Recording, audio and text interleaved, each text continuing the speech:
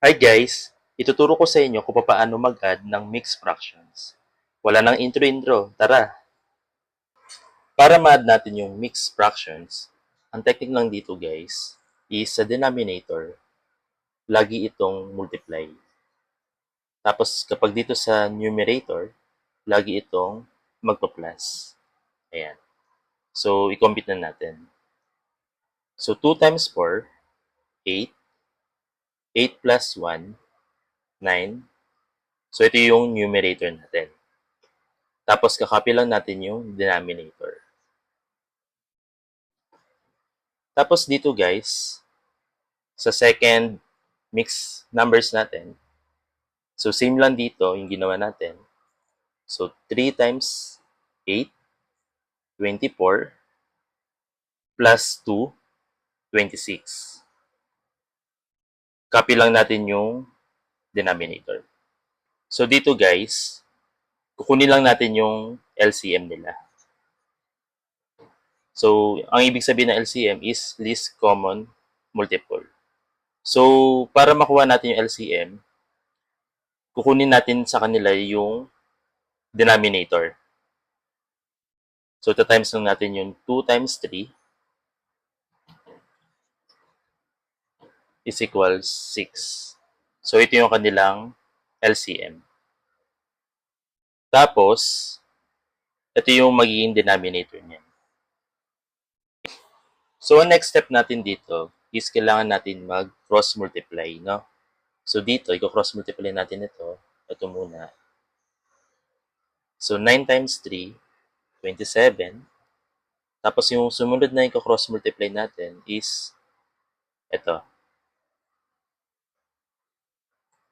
2 times 26, 52. So, dito guys, i-add lang natin ito.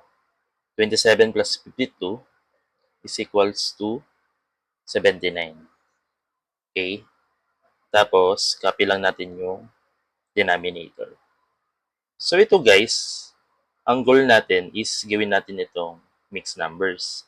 So, since ito ay naka-improper fractions pa siya. Okay? So, dito na natin itutuloy sa taas.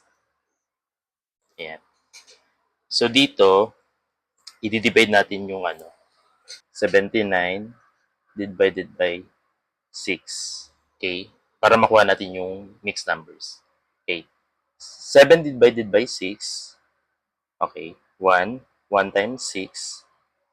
Okay. 6. Tapos 7 minus 6 is equals 1. Tapos bring down lang natin yung 9. Tapos 19 divided by 6. 3. Tapos 3 times 6. 18.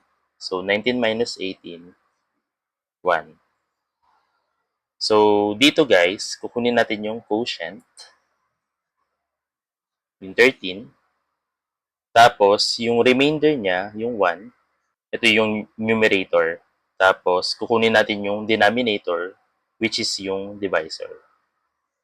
So, ito na yung answer. Sir, paano naman po kung same sila ng denominator? So, mas madali itong method, guys, kumpara dun sa una natin ginawa. So, dito guys, ang gagawin lang natin is kukunin lang natin yung kanilang whole number. So, ito yung whole number nila. Yan. So, dito, 1 plus 2. Yan. Yan siya. Mamaya na natin siya kukumpitin. Tapos, ipa-plus lang natin. Kukunin lang muna natin yung fraction. So, 1/4 plus 3/4. So, madali lang ito guys. Okay, malilito. Okay. Yan. I-close natin yung parenthesis nila. Tapos dito guys, yan. Pwede na natin siyang computin kapag nakuha na natin yung nasa taas. Ito. So, dito guys, 1 plus 2, 3, plus, dito guys, mapapansin nyo dito, same sila ng denominator. Instead na kukunin pa natin yung LCM, kukunin natin agad yung 4. Diretso na tayo dun. Okay? Yan na yung ano natin, denominator. Hindi na tayo magta-times. Okay? Tapos dito guys, ang format kasi nito, instead na cross-multiply yung gamitin natin, parallel naman siya. Pag ganito naman siya. Yan. So, ang ginawa natin, kinuha lang natin yung 4, no? Tapos dito guys, i-add, saka natin to i-add. Actually, ito hindi na kailangan to eh. Wala na to. So, ginawa lang natin kasi natin is kinapi lang natin yung 4 kasi same sila ng denominator. So, dito guys, ito lang yung kukumpitin natin dun sa numerator. No? So, dito, 1 plus 3 is equals 4. So, ngayon, 4 divided by 4, 1. Tapos, bring down the 3 plus 1 is equals 4. Ito na yung ating answer. O, di ba? Napakadali lang. Guys, kung may tanong kayo kanina, comment down below lang kayo. Tapos ngayon guys, meron tayong pa-quiz. So dito guys, meron tayong take it easy. Kung sino yung unang makasagot dito, meron siyang 50 pesos GCash. Okay?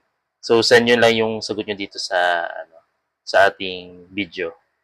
Tapos sumunod, yung try harder. Kung sino yung unang makasagot din, meron siyang 200 pesos na GCash. So guys, paunahan. Kung nagustuhan mo ito, please subscribe, like, and share para lagi kang updated sa aking i-upload na bagong video. Thank you!